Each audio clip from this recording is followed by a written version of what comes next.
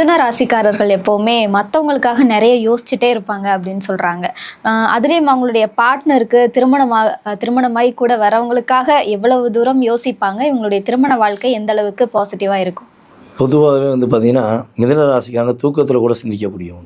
அவங்களுடைய சிந்தனைகள் அப்படியே ஓடிக்கிட்டே இருக்கும். அதாவது கட்டுக்கடங்காமல் ஓடுற காலம் மாதிரி தான் இவங்க ஓடிக்கிட்டே இருப்பாங்க, சிந்தனைகளை செயல்படுத்திக்கிட்டே இருப்பாங்க. பட் நீங்கள் சொன்ன மாதிரி தான் இவங்களுக்காக சிந்திக்கிற நேரத்தை விட மற்றவர்களுக்காக சிந்திக்கக்கூடிய நேரம் அதிகம்.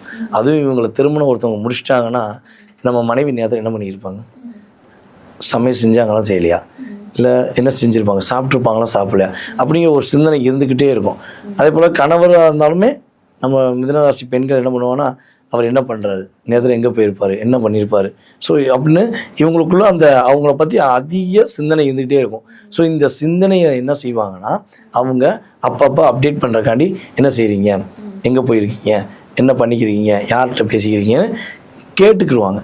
ஸோ கேட்குறது ஒரு ஆப்போசிட்டில் உள்ள அவங்களுடைய பார்ட்னருக்கு எப்படி தான் நம்ம மேலே சந்தேகப்படுறாங்களோ, நம்ம மேலே தேவையில்லாமல் ஏதோ யோசிக்கிறாங்க, ஏன் இவங்க நம்ம ஒய்யாமல் கேட்காங்க, அப்போ நம்ம இவங்களுக்கு அடிமையா, ஸோ இப்படிலாம் அவங்க நினச்சிட்டாங்கன்னா அங்கே அன்பு இழக்கப்படும்.